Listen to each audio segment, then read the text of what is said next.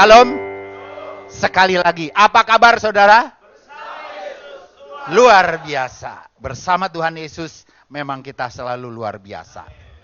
Nah saudara yang dikasih Tuhan, mari hari ini kita genapkan misi, khususnya misi yang dari gereja tempat ini ya. Tadi saya melihat misinya adalah menghidupi kebenaran, mencari yang hilang, dipulihkan untuk memulihkan. Saudara, visi pasti ada ya. Nah ini misi ya, misi dalam setiap waktu kita yang harus kita kerjakan. Kita harus melakukan misi. Gereja tanpa misi itu mati. Saudara, gereja itu bukan hanya karena gedung ini yang dibatasi oleh 4 dinding, bukan saudara ya. Gereja itu adalah kita sendiri. Jadi jangan kita salah ya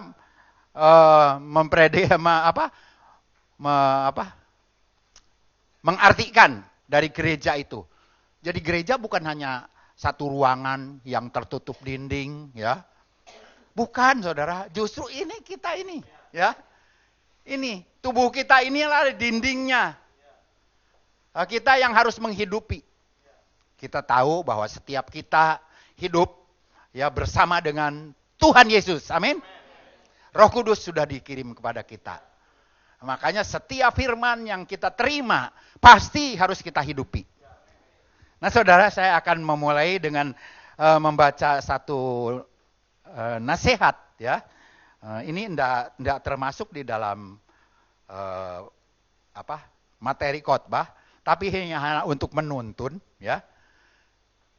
Saya membaca dari tadi pagi ya, saya sebelum menyiapkan peralatan yang mau saya bawa ke sini, waktu saya baca dari kitab Pengkhotbah pasal 10 ayat 5 dan 6, di sana ada kata-kata seperti ini saudara ya.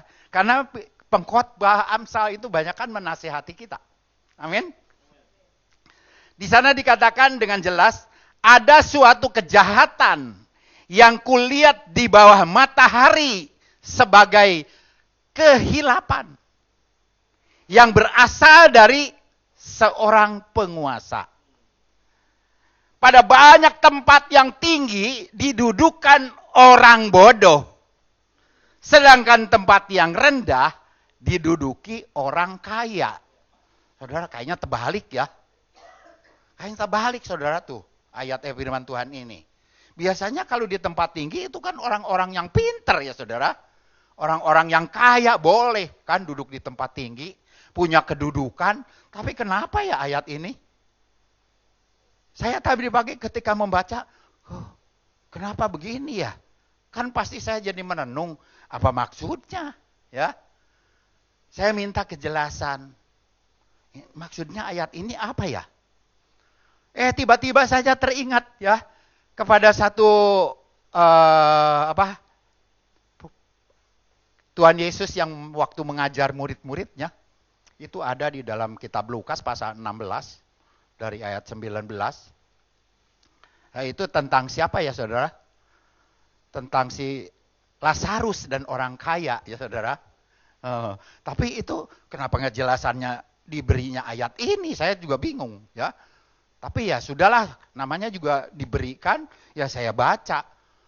Ternyata si Lazarus di dunia ya saudara jadi orang miskin. Dan ada orang kaya.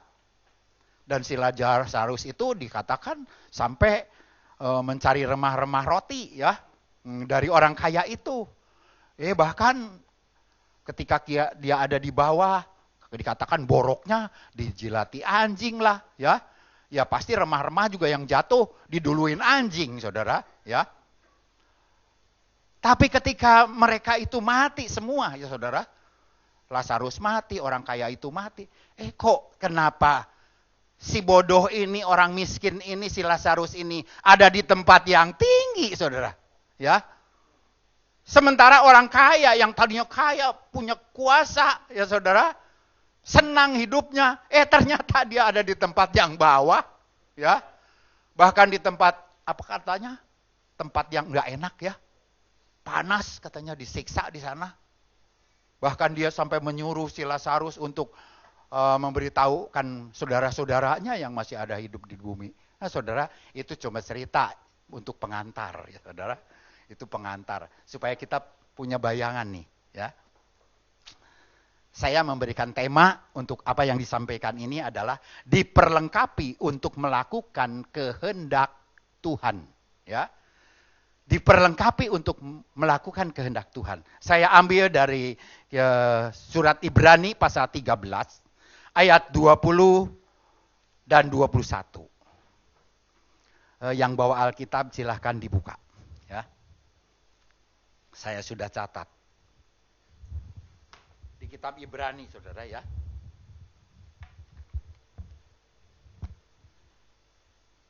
Nah, kebetulan ini bisa ditayang, ya. Kita baca sama-sama, saudara. Kita baca sama-sama.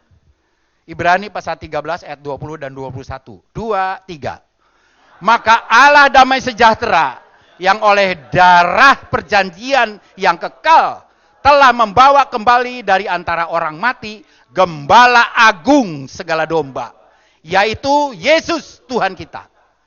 Kiranya memperlengkapi kamu dengan segala yang baik untuk melakukan kehendak-Nya dan mengerjakan di dalam kita apa yang berkenan kepadanya oleh Yesus Kristus. Bagi Dialah kemuliaan sampai selama-lamanya. Amin. Nah, saudara, kita itu semua diperlengkapi semua, ya. Tuhan tidak pernah membeda-bedakan orang. Dan Tuhan mengasihi semua manusia.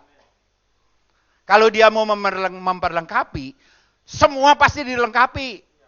Mau kaya, mau miskin, saudara, Tuhan pasti perlengkapi.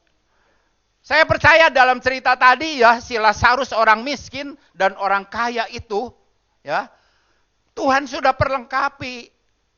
Melalui apa Tuhan memperlengkapi mereka? Tuhan pada zaman mereka dikirim para nabi, ya, untuk menyampaikan kebenaran, untuk menyampaikan tuntunan hidup. Saya yakin si Lazarus, orang kaya, mereka semua mendengar perlengkapan yang Tuhan berikan melalui para nabi. Tapi ada yang dengar, ada yang tidak.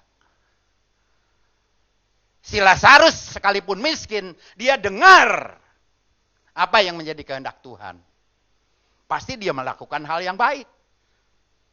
Dia mungkin rajin ibadah, sekalipun dia miskin. Tapi orang kaya ini, dalam segala keberadaannya, saya yakin saudara, kalau sampai dia ditempatkan di tempat yang tidak enak oleh Tuhan, pasti dia nggak pernah ibadah. Padahal dia kaya, kekurangan apa? Sekalipun misalnya tempat ibadahnya jauh, dia bisa naik onta atau bisa naik keledai. Ya, zaman itu. Kalau zaman sekarang mungkin saudara bisa pakai motor, bisa pakai mobil. Nggak ada alasan untuk nggak bisa pergi sebetulnya. Tapi ternyata di dalam cerita si Lazarus dan orang kaya ini, kenapa Lazarus yang dia biasanya di bawah jadi di tempat tinggi? Sementara orang kaya ini yang biasanya di tempat tinggi justru di tempat yang paling bawah. Ini yang harus jadi pemikiran kita, saudara. Karena tadi dikatakan menghidupi kebenaran, ya, misi gereja ini. Mencari yang hilang. Jangan sampai di gereja ini, di tempat ini, yang hadir hari ini, ada yang terhilang. Saudara, yang terhilang itu bukan karena dia nggak ibadah. Bisa saja orang yang ikut ibadah, dia bisa terhilang, saudara. Karena apa? Nggak dengar. Punya telinga tapi nggak dengar. Mereka hanya mendengar, setelah itu melupakan. Hati-hati. Ini akan sama seperti cerita tadi. Orang kaya yang terhilang. Kita hidup di dunia berusaha untuk hidup bisa mapan, ya saudara, berhasil. Sebetulnya keberhasilan yang utama adalah kita keberhasilan, kita bersama-sama dengan Tuhan. Kita mengutamakan Tuhan daripada yang lain. Tidak mengandalkan kekuatan sendiri, tidak mengandalkan orang lain. Ya saudara, itu ya saudara yang harus kita pahami. Karena dikatakan mengandalkan kekuatan sendiri, mengandalkan orang lain, apalagi hatinya jauh dari Tuhan. Kata Tuhan apa itu tuh manusia seperti itu? Terkutuklah. Waduh saudara, kalau yang mengutuk Tuhan, pada akhirnya kita jadi apa saudara? Ya, pasti jadi penghuni neraka. Saudara, pemberitaan firman hari-hari ini, memang kita sedang ada di dalam generasi Yeremia. Pasti hal-hal yang disampaikan itu hal-hal yang tidak populer. Karena seringkali gereja lebih banyak, lebih senang memanggil pembicara yang bisa memberi motivasi dalam ngebangun mungkin usahanya, pekerjaannya, untuk berhasil hidupnya, untuk jadi kaya, bahkan kaya raya. Itu yang dicari. Makanya banyak gereja-gereja besar. Ya saudara, wah jemaatnya luar biasa. Tapi kita pertanyakan, ya, kita pertanyakan, apa betul-betul mereka melakukan firman Tuhan dalam hidupnya? Karena yang fokus utama adalah hasil dari khotbah itu memotivasi dia untuk keberhasilan secara duniawi. Padahal Yeremia, generasi yang sekarang kita ini, saudara, itu memotivasinya adalah untuk kemenangan kita nanti bersama-sama dengan Tuhan. Karena kan pada akhirnya sekaya apapun manusia, mungkin mobil ratusan karena dia jualan mobil. Mungkin tanahnya mungkin puluhan hektar, ya, bahkan mungkin pulau dia beli. Pada akhirnya dia cukup dengan 1 kali 2. Selesai. Yang lain gak ada yang dibawa. Ada kan Tuhan Yesus juga yang memberikan perumpamaan orang kaya yang bodoh dikatakan, ya. Dia buat gudang yang besar, ya. Dia buat gudang yang besar untuk menyimpan segala harta bendanya, segala penghasilannya, ya, dari ladangnya segala macam, gudang lah mungkin saudara. Lalu dia bilang, hai jiwaku, bersenang-senanglah, ya. Tapi ketika Tuhan bilang, kalau hari ini kau akan mati, mau dikemanain itu semua harta? Pasti habis oleh orang lain, ya. Nggak akan dibawa, saudara. Tuhan memperlengkapi setiap kita adalah supaya kita menerima keselamatan kekal. Amin. Saudara, saudara pernah nggak ketemu sama seorang, ya, atau mungkin beberapa orang gitu, yang mengerti bahwa mereka dipanggil Tuhan untuk melakukan sesuatu, ya, melakukan kehendak Tuhan. Saudara, sebetulnya, saudara dan saya, yang namanya orang yang sudah mengaku Yesus adalah Tuhan, kita harus tahu apa kehendak Tuhan di zaman kita ini. Daud tahu kehendak Tuhan di zaman dia dan dia lakukan. Sehingga Daud menjadi orang yang berkenan kepada Tuhan. Saudara, apakah kita rindu menjadi orang yang berkenan kepada Tuhan? Saya percaya semua namanya kita yang sudah terima Yesus, kita rindu, ya, kita rindu menjadi orang yang berkenan di hadapan Tuhan. Saudara, orang berkenan di hadapan Tuhan bukan berarti kita bisa mungkin nyogok Tuhan dengan kekayaan kita. Tidak, saudara, tidak bisa. Judul kehidupan kita yang berbuahlah yang akan menyenangkan hati Tuhan. Yang membuat kita jadi berkenan di hadapan Tuhan. Nah, saudara, setiap perlengkapan yang diberikan kepada semua orang yang Tuhan berikan itu adalah untuk, ya, memberikan satu kekuatan supaya kita benar-benar menjalankan apa yang menjadi kehendak Tuhan di zaman kita dan kita lakukan. Oh, kalau begitu kita nggak usah kerja. Bukan begitu, saudara. Ya, sekalipun kita bekerja, berusaha, ya, segala aktivitas kita, apa yang bisa menguntungkan untuk kehidupan kita di dunia ini, jalankan terus. Tapi kan segala sesuatu harus balance, saudara. Ya, harus ada imbangan. Nggak boleh berat sebelah. Kalau berat sebelah jomplang kan. Truk aja karena berat sebelah, ya, begitu dia belok ke kiri, karena dia berat ke kiri, ya tidur, saudara. Ya, truknya. Kemarin saya pulang dari SICC, mau keluar di Cikokol. Begitu pulang, kenapa macet ini? Biasanya enggak. Biasanya cuma kejaga sedikit aja yang mau ke Serpong. Tapi kenapa ini macet sampai sepanjang-panjang? Begitu sampai, ada truk lagi tiduran di situ. Saya bilang, wah, udah tahu lagi belok kiri kali ya. Dia nggak merhatikan bagaimana, apa sopirnya baru, apa sopirnya ngantuk, saya nggak tahu. Ya tidur di situ. Jadi menghambat orang lain kan, jalan.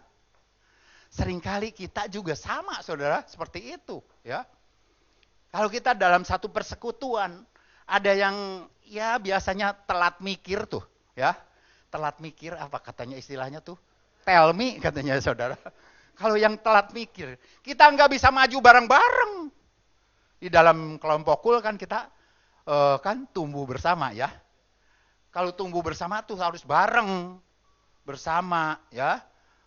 Walaupun dalam porsi kita masing-masing beda, tapi kita tetap harus tumbuh bersama. Jangan, biarin dah orang lain. Biasanya ketahuannya kalau di kul, kalau yang diajak tumbuh bersama tuh, kalau lagi saksi, ya, kalau ini waktunya kesaksian. Siapa yang bersaksi? Terus saja tangannya tuh. Lu dulu lah. Ya, dorong-dorongan. Tapi saya percaya di sini enggak, amin. Di sini pasti semua semangat, luar biasa. Sama seperti gembala saudara, luar biasa. Nah saudara, kita pernah mungkin ya ketemu dengan orang yang mengerti kehendak Tuhan, tetapi mereka selalu merasa bahwa mereka enggak punya cukup kemampuan tuh, ya. Kita tahu kehendak Tuhan zaman sekarang ini, gembala pembina kita katakan ya, di era Pentakosta ini, kita ini harus menggenapkan amanat agung. Nah saudara, kalau gembala pembina sudah mengatakan kepada kita, di era Pentakosta ketiga ini kita harus menggenapkan, ya. Menggenapkan berarti kita, kalau menggenapkan itu harus menjalankan apa yang menjadi amanat agung Tuhan Yesus. Amanat agung Tuhan Yesus adalah kita untuk menjadi saksinya. Pergi jadikan semua bangsa muridku, baptis mereka dalam nama Bapa, Anak dan Roh Kudus, ajar mereka melakukan segala sesuatu. Ya. Dan Tuhan menyertai kita sampai kepada akhir zaman dikatakan. Jadi jangan takut. Bersaksi jangan takut. Saudara.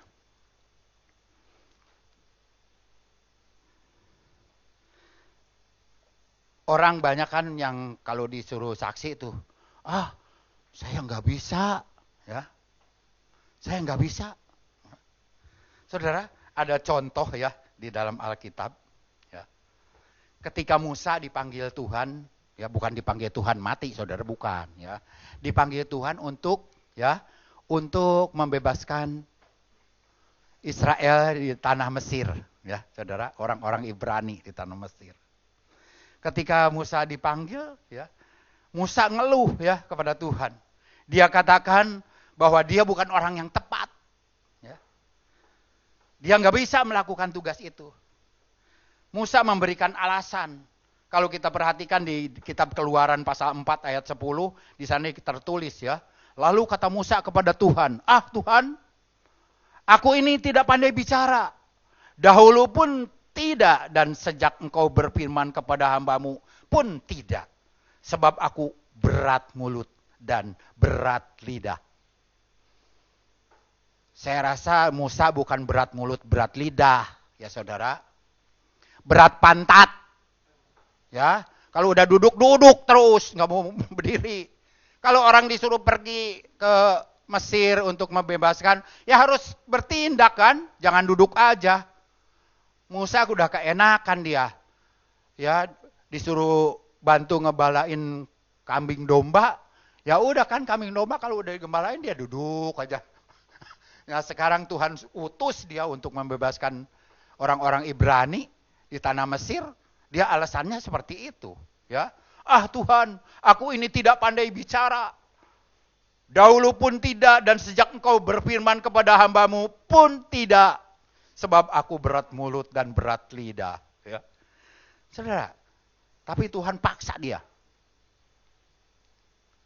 Saudara, Tuhan bisa pakai kita semua. Amin. Tapi kalau kita enggak mau bertindak, Tuhan bisa pakai orang lain. Kalau kita dipakai Tuhan, waduh, itu adalah bagian dari anugerah. Apa kita mau sia-siakan anugerah Tuhan? Sudah dipercayakan kepada kita. Hari-hari ini kita semua ditantang untuk menjadi saksi Tuhan. Menggenapkan apa? Era Pentakosta ini. Era Pentakosta ketiga ini. Kita harus menggenapkan amanat agung Tuhan Yesus. Kita jadi saksi-saksinya Tuhan. Kita jangan beralasan seperti Musa. Kita harus siap, kita semua diperlengkapi. Musa diperlengkapi. Apa Tuhan biarkan begitu saja? Enggak, ya. Musa bisa melakukan mujizat karena Tuhan yang memperlengkapi. Bukan karena Musa belajar ilmu sihir, Saudara, ya. Tongkatnya bisa jadi ular gitu. Enggak, Tuhan yang memperlengkapi dia. Saudara dan saya diperlengkapi Tuhan. Dan ini waktunya. Ini waktunya. Untuk kita melaksanakan tugas kita. Karena Tuhan memperlengkapi umatnya, itu berarti ada tugas yang harus kita kerjakan. Kita nggak cukup dengan ibadah biasa-biasa saja. Harus luar biasa. Selain kita beribadah, kumpul, menaikkan doa, pujian, penyembahan kepada Tuhan, tapi kita pun harus melakukan apa yang menjadi kehendak Tuhan di zaman kita ini. Kita harus jadi saksi, berarti kita harus bertindak. Menghasilkan buah pertobatan. Kalau buah pertobatan itu apa ya Saudara? Saya kasih contoh yang gampang aja dah. Saya bertobat oleh orang lain, oleh seorang penginjil, ya. Zaman dulu dikatainnya boksu. Zaman sekarang yang bilang boksu gue sedikit, ya. Biasanya kalau yang manggil boksu itu orang-orang Chinese keturunan tuh ya. Kalau ke pendeta bilangnya boksu gitu. Saya oleh seorang penginjil, saya terima Tuhan Yesus. Dari umur saya antara 7-8 tahun dah, Saudara. Keluarga saya semua Islam bukan. Ya. Buddha bukan. Karena kalau Islam mungkin ke masjid orang tua saya. Kalau Buddha dia mungkin ke wihara, ya. Hindu bukan. Enggak pernah dia, ya, ke pura gitu. Dia bilang si Konghucu, tapi kalau kelenteng enggak. Jadi kira-kiranya gimana ya? Kalau orang bilang sih jadi kesono, kata dari sono dibilangin orang kafir, ya. Dari sini dibilangnya, lu juga kafir gitu. Jadi saya kira itu papa saya, mama saya pada waktu itu kafiran dah. Ya. Orangnya. Karena dari sana, dari sini enggak diaku, ya. Dibilangnya dari sini, apalagi orang muslim, itu orang kafir. Yang lain juga pasti mengkafirkan. Orang Kristen juga pasti ada yang mengkafirkan. Karena dia nggak ke gereja. Saudara, pada waktu itu saya cukup sedih waktu dibilangin sama tuh penginjil, kamu harus jadi saksi, awali dari Yerusalem dikatakan. Yerusalem jauh sana. Ya. Bukan, kalau Yerusalem itu di keluarga, ya. Firman Tuhan sudah janjikan kepada kita, satu orang bertobat, seisi rumah tangga itu harus bertobat. Karena kita sudah menjadi terang di dalam kegelapan. Sekalipun kita terang kecil, lilin kecil, di tempat yang gelap, pasti kita akan berguna sekali menerangi. Amin. Dan itu ternyata digenapi, saudara. Satu persatu orang tua saya bertobat. Bapak saya itu paling galak. Ya. Saya waktu ketahuan baca Injil, ya, dia lihat, langsung aja dirobek. Ya. Diacak-acak. Dibuang. Sampai nangis ya, karena udah Injilnya kecil ya, dikasih sama pendeta tuh. Karena dulu pendeta itu bilang begini, Soma, kalau kamu mau sungguh-sungguh untuk mengenal akan Tuhan, kamu baca ya Alkitab ini, baca dulu Injil Yahya. Itu begitu, saudara. Suruh baca Injil Yahya. Saudara suka baca Injil Yahya? Suka baca Injil Yahya? Oh, ya yang udah tahu Yohanes gitu ya. Injil Yahya itu Yohanes. Dari situ pengenalan akan Tuhan kita bisa lebih cepat. Orang yang baru bertobat suruh baca Injil Yahya.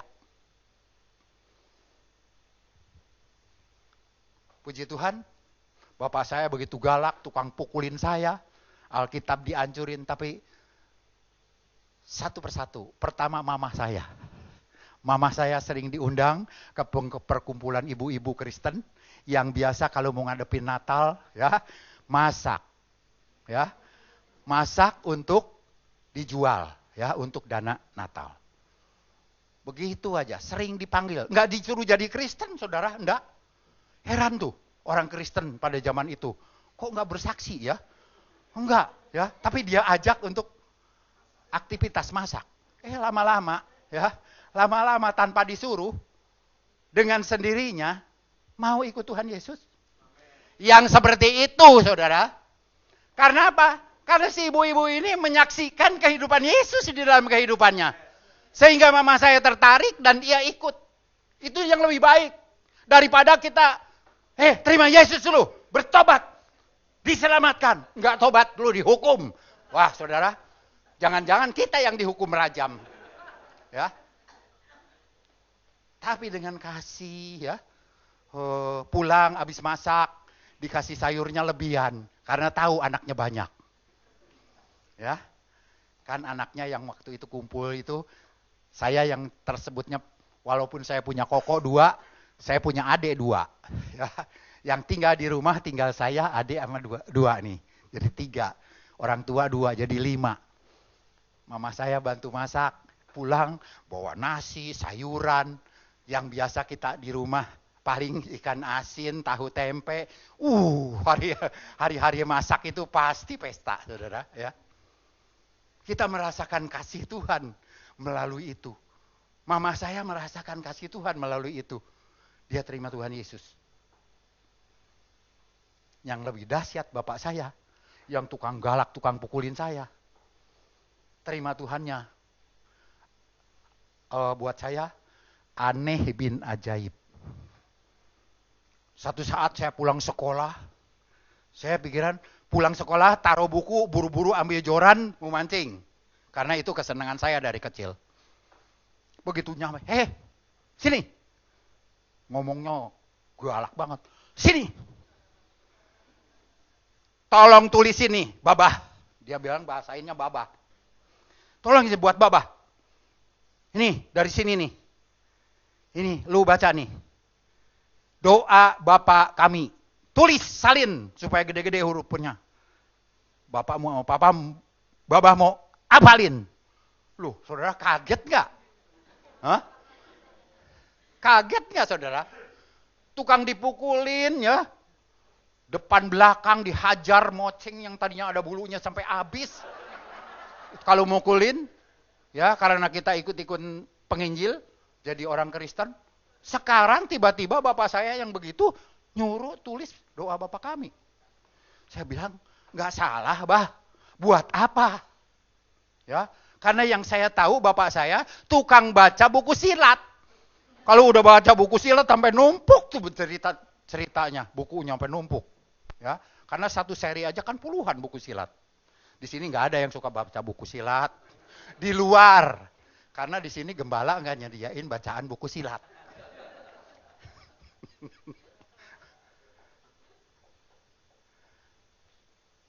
Kaget betul-betul. Tapi saya tetap tulis, ya. Tulisnya hurufnya besar-besar, udah saya kasihin. Dia hafalin tuh. Setelah dikasih catatan itu, buku silat dari mulai hari itu minggir semua, ya. Nggak ada yang dibaca. Itu aja terus sampai dia apal di luar kepala. Benar-benar di luar kepala, apal. Tanpa melihat catatan dia bisa. Satu saat saya memberanikan diri, bah buat apa sih ngapalin doa Bapak kami? Kan itu orang Kristen. Babah mau ikut sidi. Waduh, saudara, luar biasa. Kata firman, satu orang diselamatkan seisi rumah tangga. Saudara, kalau ada di antara saudara, mungkin di dalam keluarga ada yang belum terima Tuhan Yesus. Itu tugas kita. Itu panggilan Tuhan hari-hari ini untuk kita. Menggenapkan amanat agung. Pergi jadikan semua bangsa murid. Nah saudara, kalau sudah begini, ya, kalau kita mau lakukan itu, berarti Tuhan memberikan perlengkapan kepada kita, tidak jadi sia-sia. Amin. Karena Tuhan mau setiap kita menerima janjinya. Saudara, Rasul Petrus saja, ya, dia bilang begini di dalam 1 Petrus pasal 2 ayat 9. Tetapi kamulah bangsa yang terpilih, imamat yang rajani, bangsa yang kudus, umat kepunyaan Allah sendiri.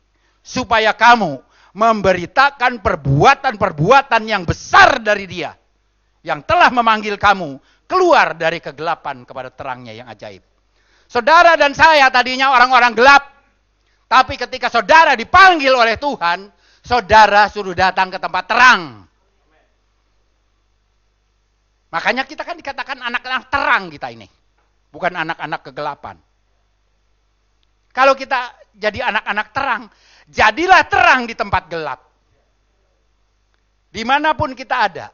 Jangan kita bilang, oh saya kan bekerja, saya kan usaha, saya kan sekolah. Saudara, justru aktivitas apapun yang kita lakukan keseharian kita, gunakan ladang itu. Gunakan ladang itu menjadi sarana penyampaian kabar baik. Amin. Itu yang dikehendaki Tuhan. Itulah gunanya Tuhan memperlengkapi kita. Supaya apa saudara? Supaya kita ada di tempat yang tinggi. Mungkin kita ada di dunia ini posisinya rendah. Kita bukan level orang yang cukup, tapi kita misalnya orang miskin, tidak apa-apa. Yang penting di hadapan Tuhan, kita ada di tempat tinggi.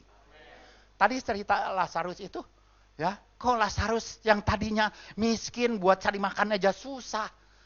Ketika dia mati, dia ada di pangkuan Abraham. Kenapa orang kaya yang begitu senang, ya, penuh dengan segala kekayaannya, dia di tempat yang tidak enak. Contoh orang kaya yang bodoh tadi, menumpuk harta bendanya begitu, di gudangnya begitu banyak. Dia hanya teriak, hai jiwaku bersenang-senanglah. Lah iya, cuman di bumi. Sementara bersenang-senang begitu mati, hartanya belum habis sama orang lain. Tadi saya sudah katakan, biarpun kita tanah puluhan hektar, punya pulau-pulau mungkin, tetap aja yang dipakainya 1x2. Sisanya kemana? Ya udah orang lain, ya. Itulah saudara, ya. Kenapa Tuhan memperlengkapi setiap kita? Mau supaya kita ada di tempat tinggi, bukan di tempat yang rendah. Kalau Rasul Petrus mengatakan, ya, dikatakan kita bangsa yang terpilih. Memang kita orang yang dipilih Tuhan. Amin. Tuhan yang memilih kita.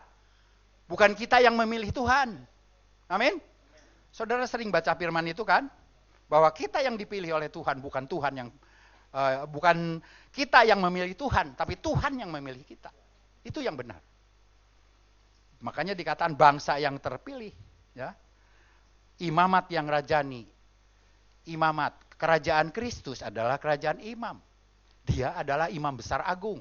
Kita ini imam-imam yang melayani imam besar agung. Kalau imam besar agung aja waktu ada di bumi dia melakukan misi keselamatan. Kenapa kita pelayan-pelayan imam besar diam aja? Berarti sia-sialah Tuhan memperlengkapi kita.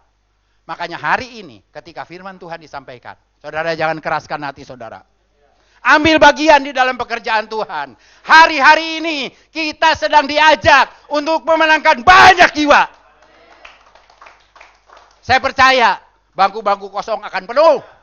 Ibadah 3 kali akan jadi 6 kali. Ruko kontrak bisa jadi dibeli. Saya penantian 20 tahun. 20 tahun bukannya 20 tahun ya? 20 tahun dah. Enggak ya? Tahun 14 kan beli ya. Tahun 14 dari tahun 97. 17 tahun penantian. Kontrak, jadi kontraktor terus tuh gereja. Luar biasa ya. Gereja jadi kontraktor 14 tahun. Kontrak lagi, perpanjang lagi, 2 tahun lagi, 2 tahun lagi. Saudara, pada akhirnya dengan air mata, dengan dengkul, ya. Maksudnya apa, saudara? Itu pinter lah. Saya percaya gembala saudara, dengkulnya udah kayak dengkul onta. Ya, karena apa? Ya kapalan. Kalau enggak kapalan nanti ini enggak kebeli-beli nih. Tadi saya bilang, kok sampai 3 lantai sih buat apa? Ya. Surga 3 lantai. Surga 3 tingkat. Jadi ini 3 tingkat juga. Waduh, luar biasa saudara. Ya. Saya percaya kalau kita semua ambil bagian di dalam pekerjaan Tuhan, tidak ada yang mustahil. Dulu saya bilang, mustahil GBI Kota Bumi bisa beli. Ya, ngumpulin duit cuma 300 juta. Maklum kan orangnya menengah ke bawah, saudara. Ya. Tapi kumpul ternyata bisa, saudara. 2,7 M buat beli 3 ruko lewat. Tahu lewat.